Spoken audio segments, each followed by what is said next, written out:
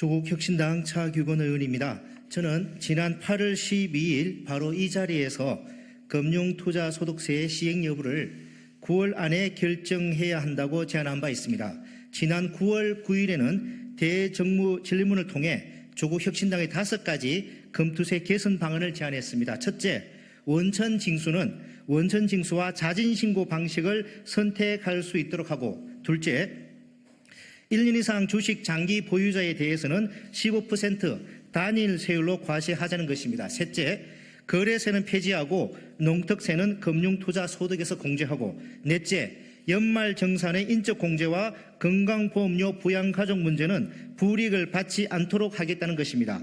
마지막으로 20조 원 규모의 정시안정펀드를 조성해서 투자자들의 불안을 최소화하자고 했습니다. 그리고 자본시장의 가장 큰 위협인 불확실성을 해소하기 위하여 9월 안에 금투세 시행 여부를 결판 내자고 말씀드렸습니다. 그런데 9월이 얼마 남지 않은 지금까지도 금투세 시행 여부는 오리무중입니다.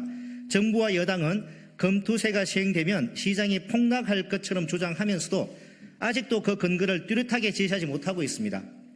더불어민주당은 여전히 당론을 결정하지 못한 채 시행과 유예 사이에서 확실한 입장을 정하지 않고 있습니다. 불행 중 다행인 것은 내일 더불어민주당이 금투세에 대한 내부 토론을 통해 입장을 결정할 것이라는 점입니다. 모쪼록 토론을 통해 현명한 결정을 내리시기 바랍니다. 그리고 부디 금투세 시행 여부를 확정하여 불확실성을 해소합시다. 다만 토론에 앞서 2가지 사안은 분명히 할 필요가 있습니다. 첫 번째로 금투세 시행을 유예하는 것은 두고두고 더불어민주당의 발목을 잡게 될 것이라는 점입니다. 일각에서는 금투세 시행 여부를 아예 대선 이후로 미루자는 주장도 있습니다.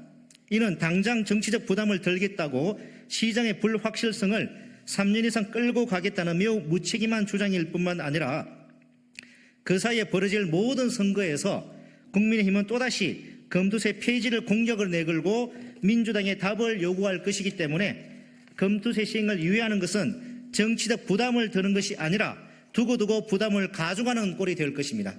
따라서 금투세 유예는 정치적으로도 또 정책적으로도 자책골을 넣는 것이라는 점을 강조하고 싶습니다. 두 번째는 금투세 시행과 기업 지배구조 개선은 함께 추진해야 하는 것이지 선의의 문제가 아니라는 점입니다.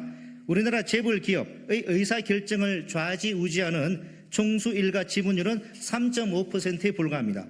총수 일가의 지분율이 낮아서 배당을 늘리기보다 일감 몰아주기 등을 통해 사익을 편취하는 것입니다. 또한 기업 가치를 제고하는 것보다 지배력을 독점하기 위해 무리한 경영권 승계를 시도하기도 하는 것입니다. 바로 이러한 점이 코리아 디스카운트의 결정적 원인입니다. 만약 이사회가 제 역할을 한다면 또 소수주주의 권익이 제대로 보장된다면 총수 일가가 경영권을 승계하겠다는 이유로 세금을 핑계를 대며 기업 가치를 낮게 유지할 수가 있겠습니까? 일감 몰아주기나 분할 합병을 통해 회사의 이익이 오직 총수 일가에게만 흘러 들어가도록 할 수 있겠습니까? 그렇지 않을 것입니다. 따라서 이번 22대 국회에서 확실히 바로잡읍시다. 그러나 이 문제는 지난 10수년 동안 많은 정당과 국회의원 그리고 시민사회가 노력했지만 이루지 못한 과제입니다. 재계의 큰 저항에 부딪혔기 때문입니다. 금투세 시행보다도 오히려 더 어려운 일일 수 있습니다. 따라서 투자자들 환심을 조금 얻겠다고 지배구조의 문제를 금투세 시행 연계의 재료로 이용하는 것은 참 나쁜 정치입니다. 그렇게 해서는 지배구조 개선과 금투세 시행 모두 놓치게 될 것이라는 점을 분명히 말씀드립니다. 마지막으로 다시 한번 당부합니다. 금투세 시행 여부를 연말까지 끌고 가서는 안 됩니다. 이번 달 안에 시행 여부를 확정하고 11월까지 부족한 부분은 개선을 해서 내년에 시행합시다. 감사합니다.